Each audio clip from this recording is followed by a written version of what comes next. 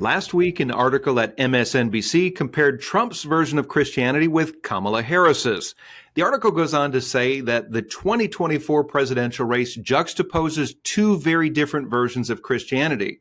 Donald Trump brandishes a performative rendition of the Christian faith as a political prop to advance authoritarian theocracy, while Vice President Kamala Harris practices the Christian faith she was raised in while embracing her interfaith family.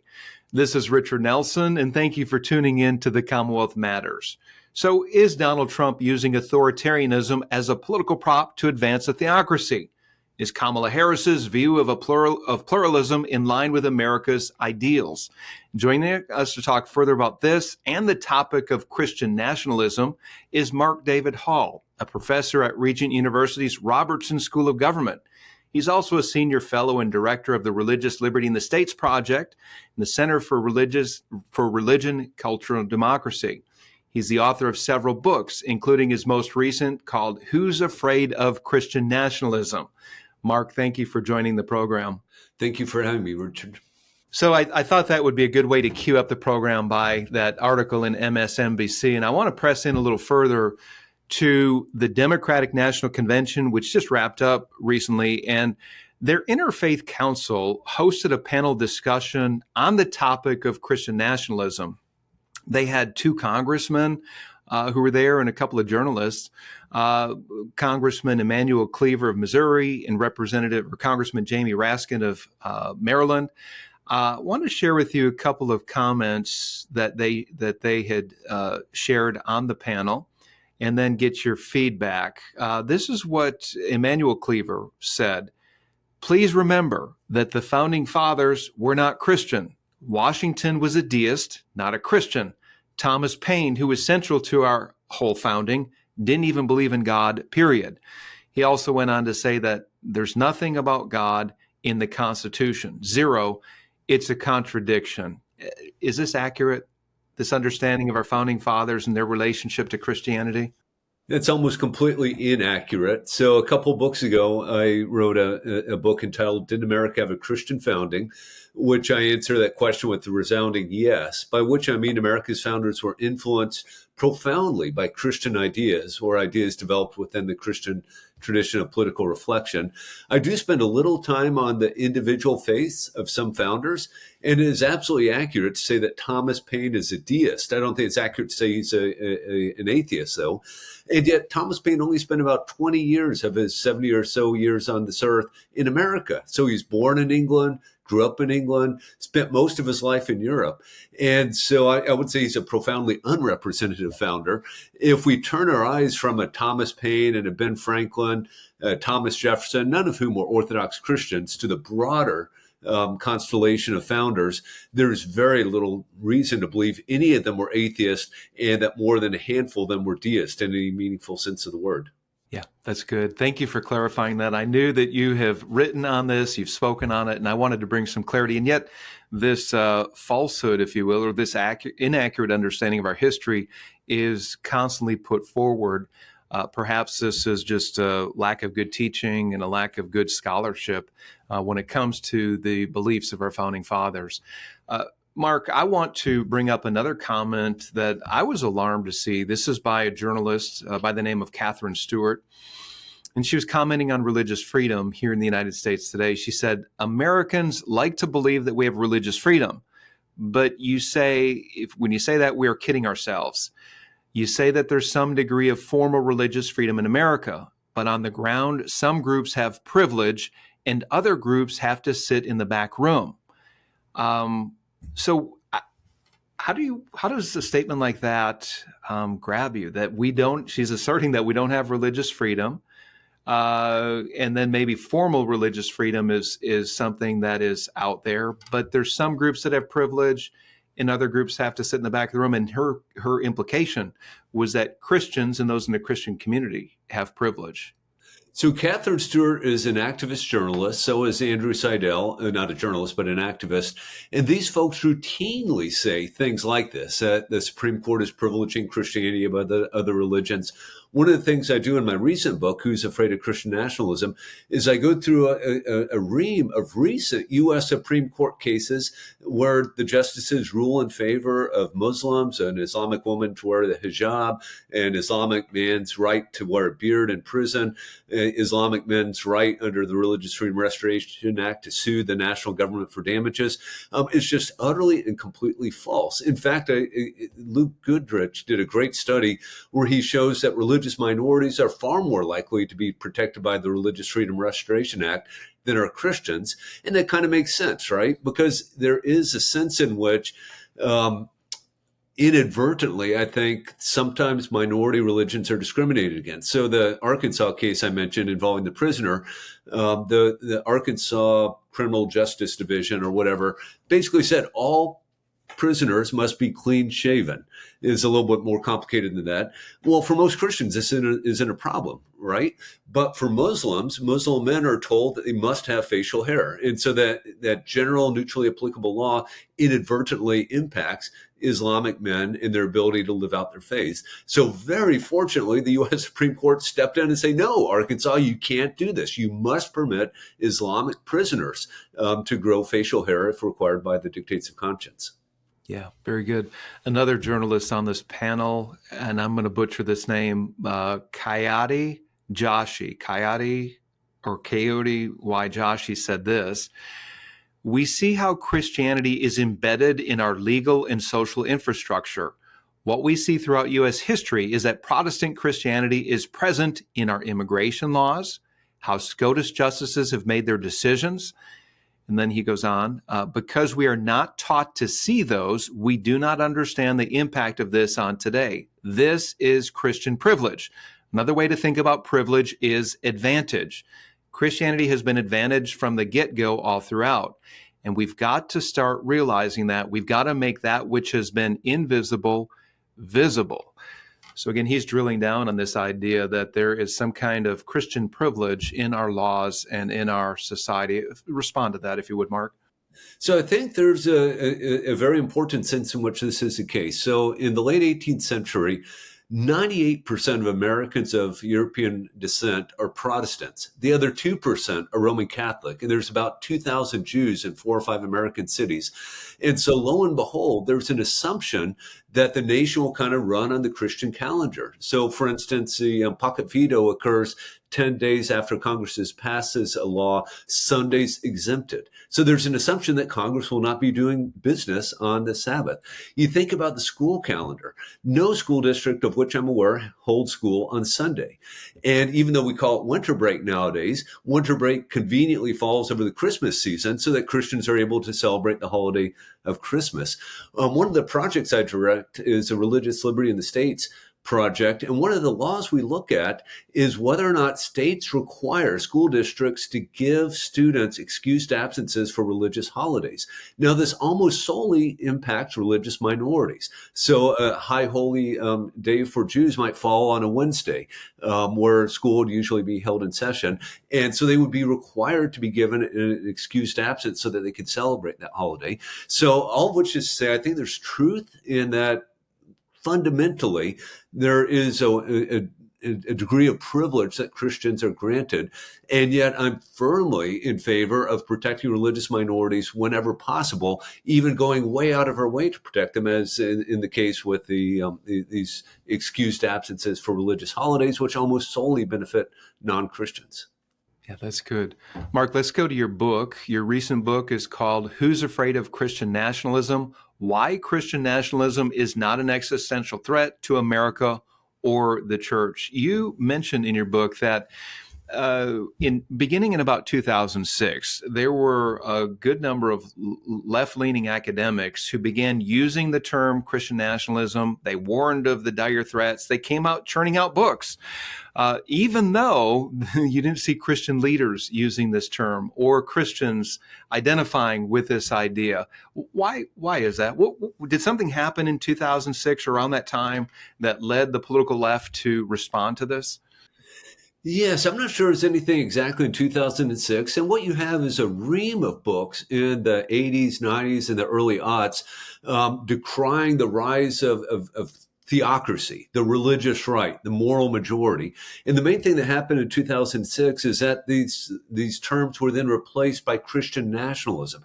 So beginning in 2006, you have a stream of books, oftentimes by journalists or activists like Catherine Stewart, Andrew Seidel, but certainly by academics as well, Andrew Whitehead, Samuel Perry, basically warning of this dire threat to the United States of America. These Christian theocrats are bent on taking America over for Christ and quite literally persecuting everyone except for white Christian males. So all females, all racial minorities, all religious minorities are virtually going to be imprisoned under this threat.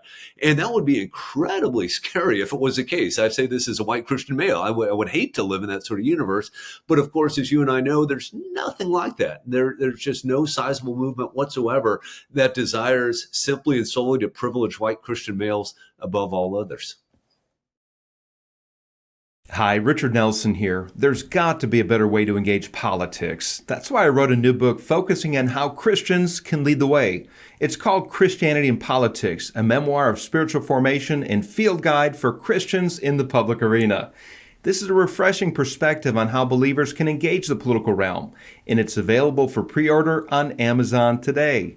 So please check it out. I think you're going to find it helpful. If you're just joining us, you are tuned in to The Commonwealth Matters. I'm your host, Richard Nelson, here with Mark David Hall, professor of government at Regent University, and we're talking about the topic of Christian nationalism.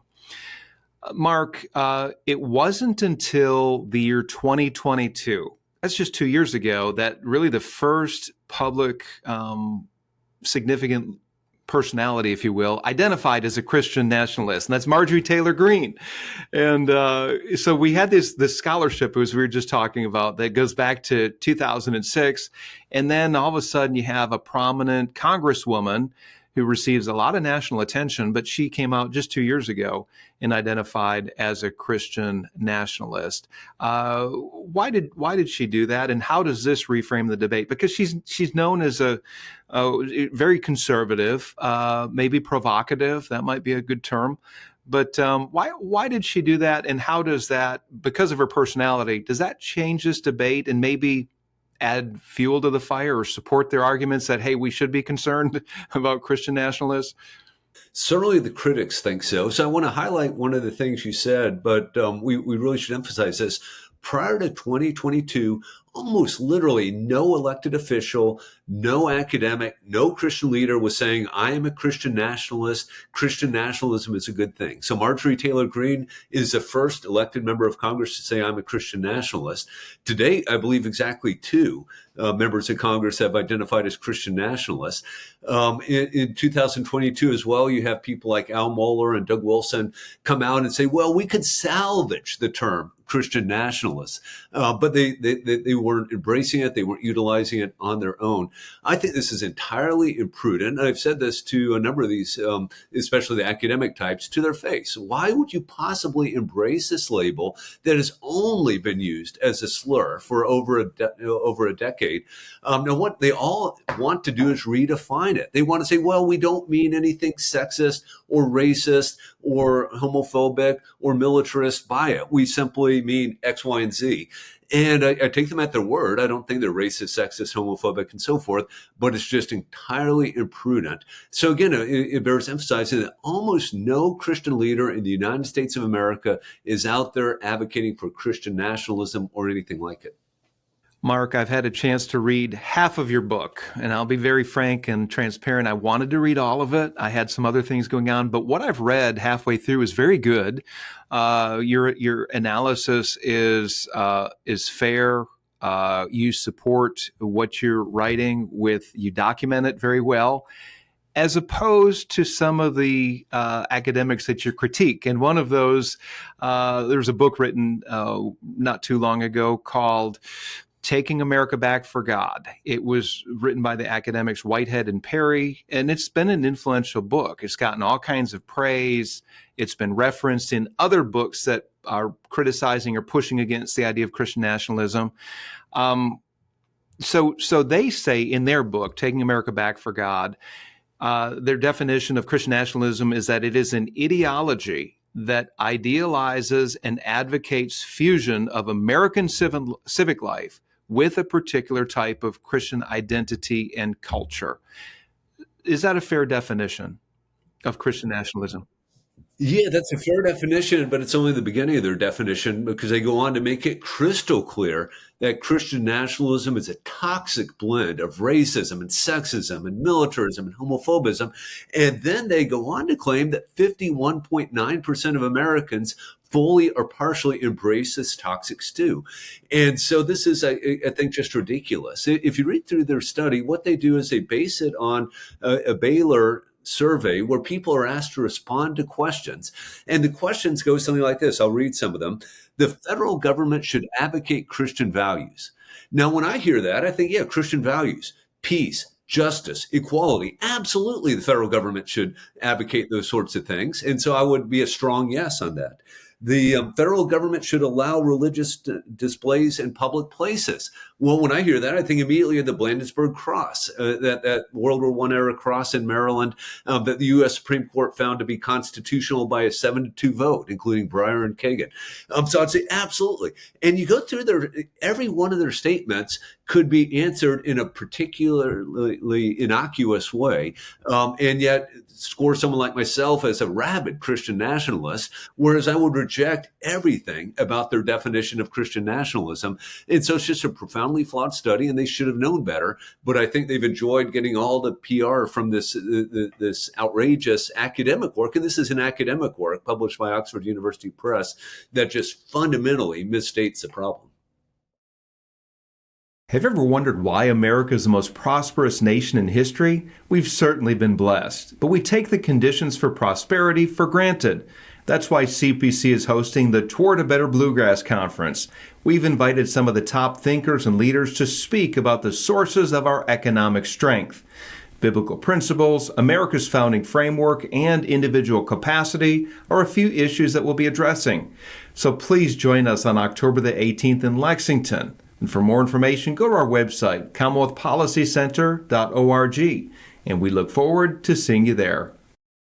Mark, I'm going to go to what is driving this, but before that, I want to go to what you're saying, and you touched on it. It's about how they conflate Christian nationalism with a parade of horribles like white supremacy, patriarchy, xenophobia, heteronormativity, authoritarianism, militarism, rejection of science, Islamophobia, and cultural dominance. How do they get from what I just started out as their definition, which I think is pretty fair, where they, again, I'll go back to that. They believe it's an ideology that idealizes and advocates fusion of American civic life with a particular type of Christian identity and culture. I can agree with that as a definition, but then they begin to conflate all of these horrible things with Christian nationalism, which you and I think would agree almost to the point there that this is not Christianity. This is not what Orthodox Christians believe today. But here's where I want to pivot to. Why are they doing this? What's at the heart of this? Any ideas? You know, that's an excellent question. And let me be crystal clear. As I know you know, there are horrible racists in America today, the sort of people who showed up at the Unite the Right rally in Charlottesville, Virginia in 2017.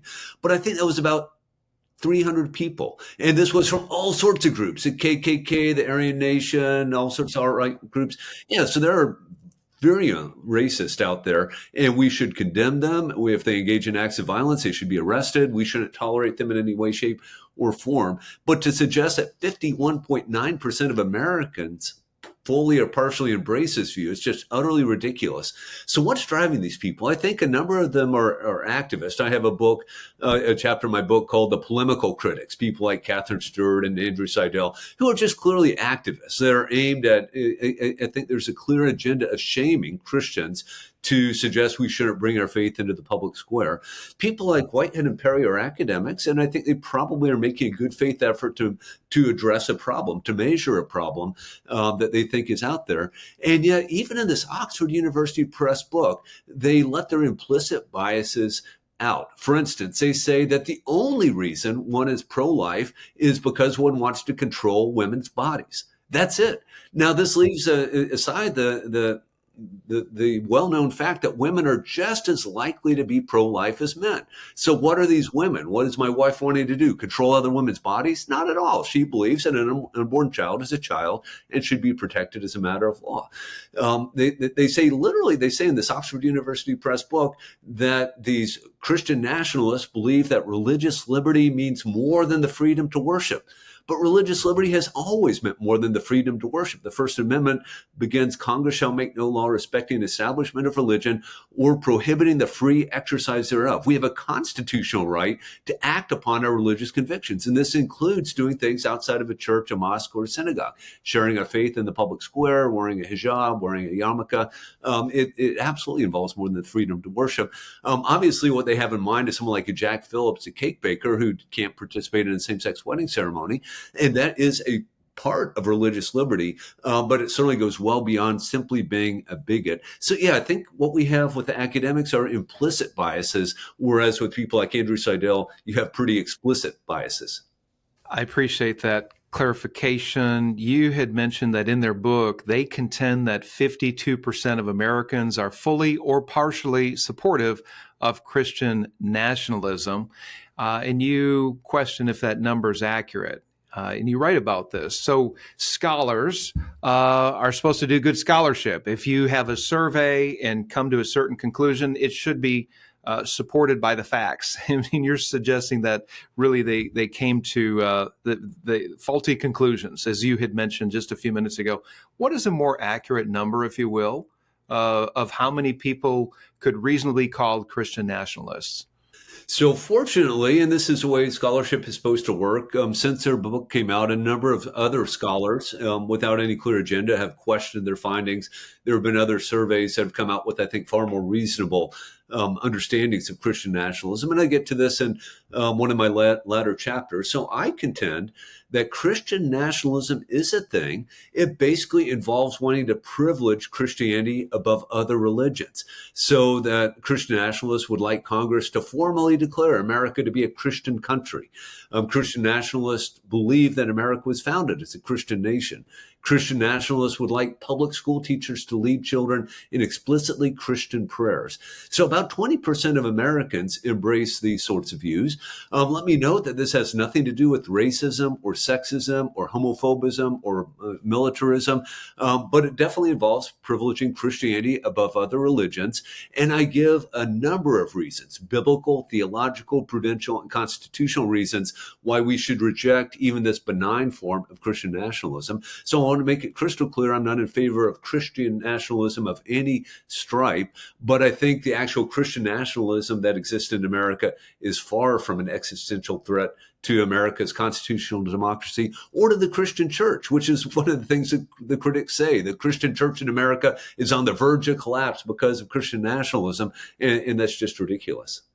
Mark, I want to thank you on a personal level for doing this work and to, first of all, question some of the academic writings that are really putting Christians in a box, painting us into a corner, labeling us unfairly. But also, you are getting back to what the Constitution says, as you just shared with us a few minutes ago, what the Founding Fathers believed. And I think it's important for whether you're a Christian today or a secularist to really understand that what the Founding Fathers gave us in the Constitution in particular is that we have a political document that upholds basic human rights, the right to life, the right to speech, the right to assemble, the right to worship, right? A framework of rights that are guaranteed by our Constitution, a document that upholds our conscience rights, a document that restrains government and allows individuals to thrive, to pursue their calling in life, their economic pursuits, but also to pursue their religious life as well. And they do this for all. This is for the common good, regardless of your religious persuasion, regardless of your political philosophy. This document and these ideals benefit all of us, don't they? Yeah, no, I think that's absolutely right. So in my book, Did America Have a Christian Founding? I argue for a variety of ways in which I think the founders were informed by their Christian convictions when they created the U.S. Constitution and more broadly state constitutions and bills of rights and that sort of thing. And these certainly included things like a constitutional order characterized by the rule of law, separation of powers, checks and balances. The Constitution itself prohibits religious tests for office. And the Anti-Federalists recognized, wait a minute, this means a Jew or a Muslim or an atheist could be president of the United States. And the Federalists had to say, yeah, that's right. That's a possibility. Now, they usually went on to say, but that will never happen. And of course, they've been proven wrong in that with respect to at least non-Christians holding seats in Congress. But then we went on to add the First Amendment to the Constitution, the Bill of Rights, the 14th Amendment, all of which I think are aimed at guaranteeing the natural rights that the founders were convinced that we had. So we don't need the government to tell us that we have a right to worship God according to the dictates of conscience or to act upon our religious convictions. But the First Amendment does a good job of guaranteeing that right, of protecting that right against the federal government. And state constitutions all have similar protections to protect us against from the state government. Very good. Thank you for clarifying that. Mark, we're coming to an end here. What would you say to Christians right now who care deeply about our country, and yet they don't want to get involved with controversy? They don't like conflict.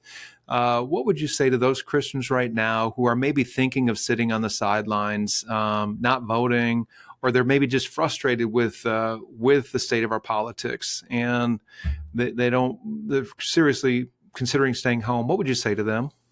I would say there's absolutely no excuse for simply staying home, right? You can go to the voting booth, and nowadays in most states, you don't even have to go to a voting booth. Get an absentee ballot, a mail-in ballot, and vote, right? That's the least you can do. I certainly understand that you might not want to stand up in a public meeting and get involved in an argument with someone over the issues of abortion, but some of us are called to do that. And I think that, people are called to different things, so we should be as politically active as we feel called to, but voting is a bare minimum. Very good. Mark David Hall, thank you so much for joining us on the Commonwealth Matters. The book is called Who's Afraid of Christian Nationalism? I believe it can be found on Amazon and other places that sell books. Mark, again, thank you for your good work, and it's great to have you on the Commonwealth Matters.